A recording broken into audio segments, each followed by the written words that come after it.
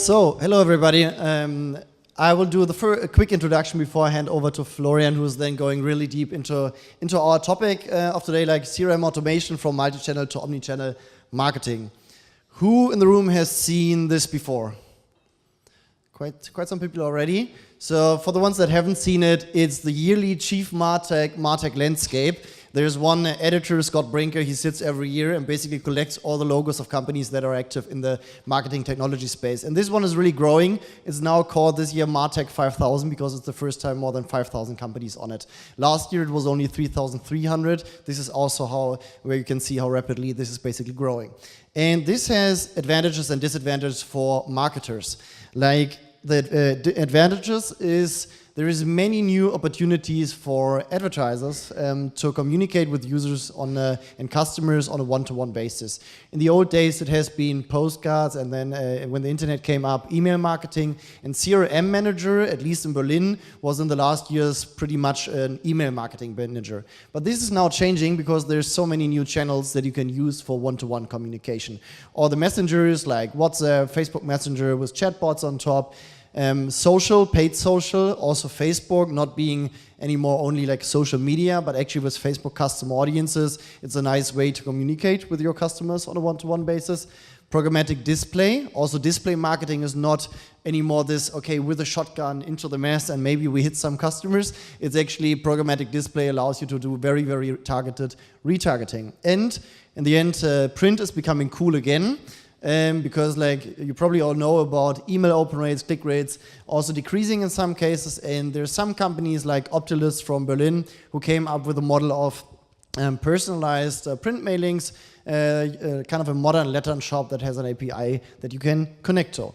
And it goes as far as this, Wunderpen, another company from Berlin, they do handwritten postcards, but only like it's not really handwritten. They have actually robots that learn how to do your handwriting. So a quite nice CRM channel if you want to do very, very personalized CRM campaigns for a high-value customer, or in case something went really wrong, then you could send out stuff like this. So this is the positive sides of this big landscape of vendors out there. The kind of downside a bit is that the more of these communication methods, channels you add to your marketing tech stack, the more complex it becomes to orchestrate all of them. Because if you do not want to do multi-channel marketing, so just using, like in the first picture, all of these channels to basically approach one user, which can be a real pain for him because he will be approached on all these channels, probably with too many communication touch points, and also maybe in some cases messages that do not really fit to each other. But if you want to do real cross-channel marketing, so do this in an orchestrated way, you need to have the proper infrastructure on the marketing side for this. And this is a study from Sense State of Marketing Technology 2017, showing some numbers what companies are using nowadays. And we basically split it from presumed degree of integration, very low to very high. And there's like limited piecemeal, meaning we have some tools, but even not the best ones per channel, already 21%. Probably not the best way to do cross-channel marketing. Next one is fragmented best of breed. Still means, this means we have the best tools per channel, but they are not connected at all. So still not the best way to do cross-channel marketing. And if you want to do cross-channel marketing, there's basically three options. Proprietary means building everything yourself. This is a very small percentage. You can only see 4%, not really talking about this today. So the two main options are single vendor marketing suite. You've heard about Adobe, Oracle, Salesforce Marketing Cloud. They are very present in the market because their marketing budgets are also very high. But there's an alternative to this, and this is integrated best of breed. And that means I'm picking the best tool per channel and basically building a stack where I'm integrating all of them with each other. And this is what HelloFresh did and what Florian is now going to talk about. So they decided against the marketing cloud, the single vendor marketing suite, but instead build the integrated best of breed stack. And how this looks like and what you can do with it is now what Florian talks about. Thank you. So quickly, HelloFresh, we are a subscription company, so we deliver to you boxes with recipes and fresh ingredients that the customers can cook. For people that don't know how to cook, want to learn, or don't have time to go shopping. and think about what they're going to cook for the next week. So we are a subscription model, so basically we have a weekly rhythm of deliveries, and so we have also a weekly rhythm of communication to our customers. And so this is a challenge because we have to tell the customers, hey, these are the recipes next week, you can choose, rate our recipes, other surveys like NPS, shipment, and then on top of that, promotion for special products, new product, and so quickly we have like overwhelming the inbox of our customers. So we need to find the best way to target the customers on the right channel at the right time. We also have an issue is that at HelloFresh we use a lot of channels, email of course, SMS, push, direct mail, outbound calls, Facebook retargeting. And we had the issue in the past that most of the channels were done by different persons in the company. And if you don't pay attention, what happens for the customer is that you have like 3 different people sending 3 messages, a bit different, almost at the same time, on different channels to the customer. And the customer, he then doesn't understand what you want him to do and who are you, because if the tone of voice is different, you appear as a different brand for the customers all the time. And so they don't remember you. So the challenge for us, as we build the CRM capability when I arrive at HelloFresh, is really to try to find the best channel to communicate the right message for the customers, to optimize the customer experience, but also to optimize the ROI of the channels, because outbound calls or direct mail is very, very expensive. So you don't want to do that for every customers, but only to the customers where it brings value, or only to the customers that don't react to the other channels. So that's what we are trying to do. So to do that, we need to choose a marketing stack, a CRM stack. So Manuel already explained a lot of that. What we do works for us, but might not work for all of you, because we just like build the CRM capability. We try to find our path into multi-channel communication.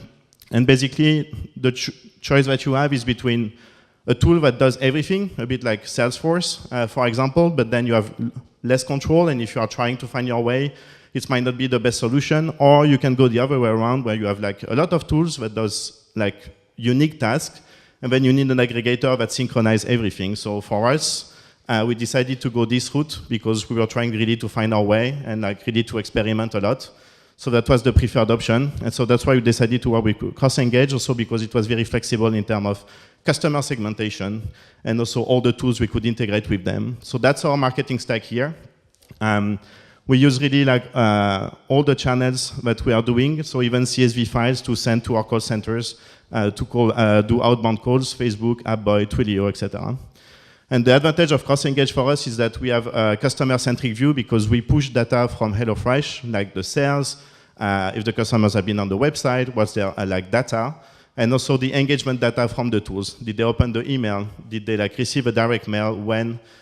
What's the reaction? So we can really like target the message properly to the customers. So now we'll give you a use case of what we are doing. This is reactivation. So our customers can churn, and we're trying to make them come back, of course. And we use literally all the channels that I've listed here. And what we try to find is when to target the customer since their cancellation, but also on which channel, and try to define the path. Like if someone opens an email or did not open an email, what's the next step? When do I contact him? Is it another email? Is it an SMS? And basically the route should be different for every customer, depending on who they are. How did they arrive to your company? Did they stay 1 box, 10 boxes, 20 boxes? Should I use purely content? Should I use discount to be ROI profitable? So we experiment a lot to try to find basically this picture.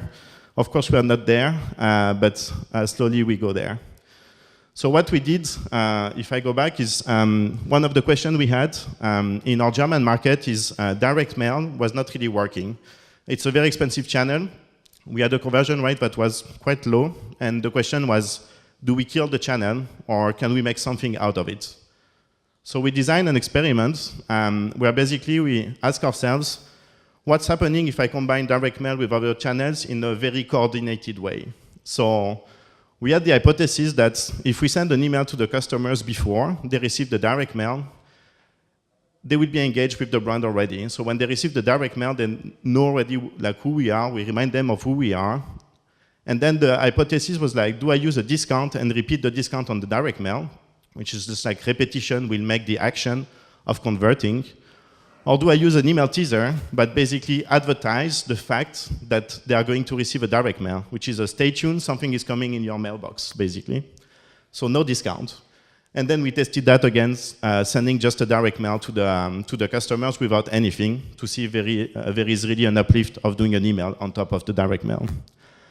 So we use CrossEngage to do the setup of the experiment because we connect with Optilize for direct mail, so it's programmatic. We know when to send the data to them so that the direct mail arrives in the mailbox of the customers at a given time. And we connect SendGrid to CrossEngage also. So for the first segment, basically what we said is that we send the email with a discount, and then we waited 3 days to see who converted or not, because we don't want to send a direct mail to people that converted with the email already. And then we send the data to Optilize, and then the direct mail arrived like within 5 to 7 days in the mailbox of the customers. For the people that opened, we stopped all communication because they came back. For the second setup, we did the reverse. Because we didn't need to wait for the people to convert on the email, we actually sent first the data to Optilize, and then we knew that the delay was like 5 to 7 days before the direct mail was going into the mailbox of the customer. So we waited 4 days and then sent the email teaser so that the gap between the email and the direct mail was only 2 to 3 days to keep the engagement, basically. And the last setup was just sending the data to Optilize for the last group and send the direct mail. And so what we have seen is actually quite impressive. There's a little bit of a bug on the slide, but basically, sending an email teaser boosts by a 200% factor the conversion rate of the direct mail versus sending an email with a discount. And actually, what we saw is that if you send an email with a discount or you send nothing, the direct mail performance is actually the same. So for us, it's very, very valuable because with a simple email with no discount, so basically it's almost for free because email like costs nothing and you don't give any discount, you can really boost the conversion rate of your direct mail. And most important is we also saw that the ROI of the people that converted on the second segment is also more than double than the ROI of the other people. So you created excitement, engagement, and actually we selected by that only the good customers. So that's also a very nice way to make selection among your customers. Now what we want to do, of course, is to find the incremental, because maybe some of these people would have converted just by email. I would have sent everybody an email, I would have converted these people, and so I just paid direct mail for nothing. So we go further. From what we learned is that if I send an email and someone opens, I should send a direct mail. And if someone does not open, actually I should not send them a direct mail because we realize the conversion rate is actually lower. So really try to experiment a lot, also slicing the customer segment with age, region, box count, number of times people have reactivated with us to really try to find what's the incremental segment so that we really are ROI positive and also incremental. And what we did, this is the reactivation campaign we did in September in Germany. We did that a lot of segments and we combined other channels together, app, social media. And for example, we have seen that when we do a Facebook retargeting campaign coupled with email and app or direct mail, the Facebook conversion rate was actually almost 0, but the overall conversion rate of the full customer journey was higher than when we didn't have social media. So maybe there is a boost there. We need to experiment further on that. That's an hypothesis we make. But really, if you combine channels, we really see an uplift if you do it properly and in the right order. So we do all that, not only for activation. That's more like the long-term vision of what we want to do is like what we call omni-channel instead of multi-channel. The idea is that for every topic that you want to send to your customers, which can be an onboarding process, a payment, failure email, shipment, survey, marketing, special offers, every customer will have a different sensitivity to these topics. And every customer also a different sensitivity to the channel that you want to use to contact them. Some people might react to SMS and not to the app. Some people might not have the app actually.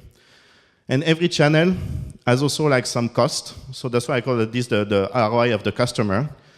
Because the email, you want to reduce the inbox. We receive too many emails, so if you spam the inbox, people will not open your email.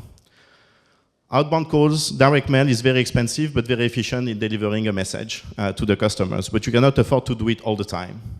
SMS is also effective, but it's a bit intrusive, right? When you send SMS to customers with offers, you have to be very scarce, otherwise the same people will unsubscribe.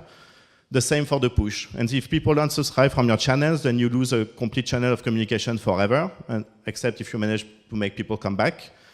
And basically, if you have 6 channels and people unsubscribe from one channel at a time, after 6 attempts, then you lost a customer. So what we are trying to do at HelloFresh is really to try to find this grid where basically you need to assign channels and messages together in terms of like how much is it intrusive to the customer and what's the importance of the message. Because if the message is really important, you can use a direct mail. If it's not very important, you should not, because it's very expensive. And then trying to define for each customer this kind of grid where you have a primary channel where you can contact the customers. And if you reach a certain capping, then you use a secondary channel where you can reach the customers.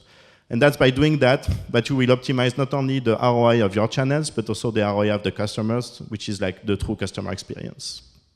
Thank you.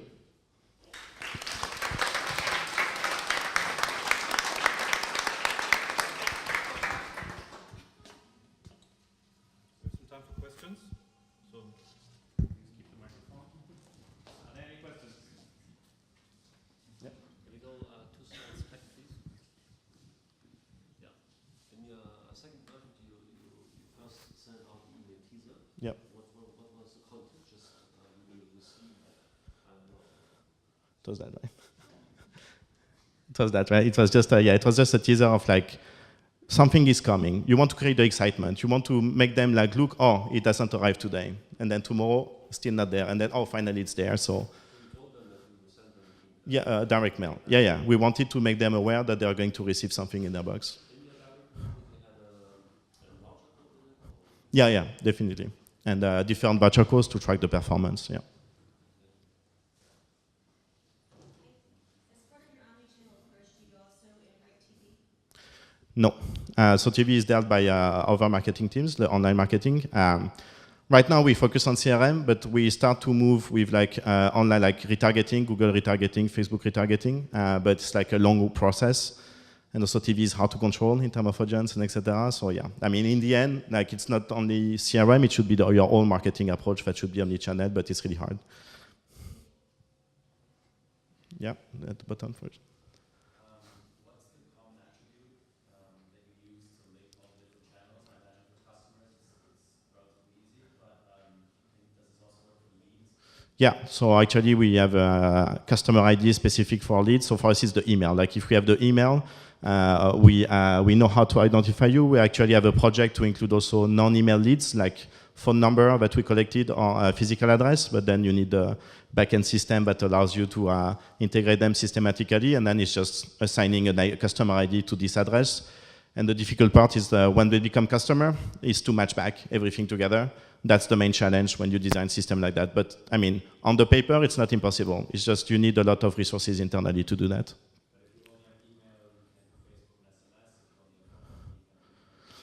Yeah, exactly. So for leads, you will have only one channel, and then basically, like for us, we might collect phone numbers from buyers, and then we do sometimes campaigns on Facebook where we ask for email and phone number. So then I can start to connect the dots together, and the only time when you connect all the dots is when someone signs up for your subscription. Then you have everything basically. So it's progressive. Yeah, sorry. There was some questions there first.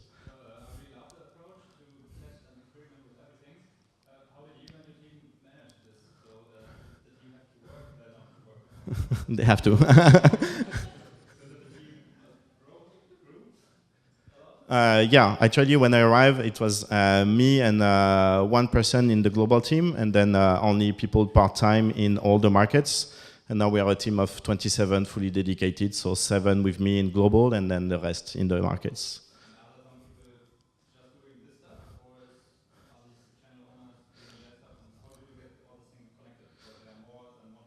Yeah, so for us, we don't work per channel, we work per customer segment. So I have some people on prospects, some people on active customer, and some people on former customers. That's how we split for the moment. And then some people are more better in some channels, like some people used to do direct mail before, but they deal with all the channels. Yeah. Yeah. So for B2B, it's interesting. Like for leads, B2B, for example, like customer scoring, and like for the leads approach, it's actually super interesting because you can do a lot with this kind of stuff because it's easy to identify your customers and you have much more information. then I mean it's just volumes. Like if you want to test this in B2B, if you have low volumes, actually you don't need to have too much programmatic. You can do it yourself. When you start to have volume, then the point is that how long do you need to test to have significance? So I don't see why it should not work, but it's more complex because of the volume. But I think it's also very interesting because with B2B, you can like really deep dive into the data very, very easily. So yeah, why not? But also like, B2B is complex because you have the identity of the company, but you will always target a human. So your customer has two faces, and that would be your challenge. Because if the guy that buys from you changes inside the same company, then actually for you it should be a new customer kind of. So that would be the challenge. Yeah. Do you have any advice for like a significantly smaller marketing team? So you mentioned that there's 27 people Yeah. working on all these different things. If you're two people, is there a certain like elements of this that are essential? One step at a time. No, it's just like, so I mean, the girl that did that, she's there, and she almost did that alone. So it's just dedicated time to that, and I think it's just like choosing like your hypothesis. So for us, here we tested multiple hypotheses at the same time. If I just want to do that, it's just one test, 2 channels. It's not too complex, and then you build from that. You get a learning, and then like here we had questions. After that, we had like maybe 5 or 6 questions we want to answer. And we chose for the next test to answer like 2 questions only. And then we will tackle the next one after. So you can always test. It's just like you should not test too much at the time, also because it takes time to analyze all the data. That's why you need to prepare ahead very well so that the analysis takes a shorter amount of time. Yeah.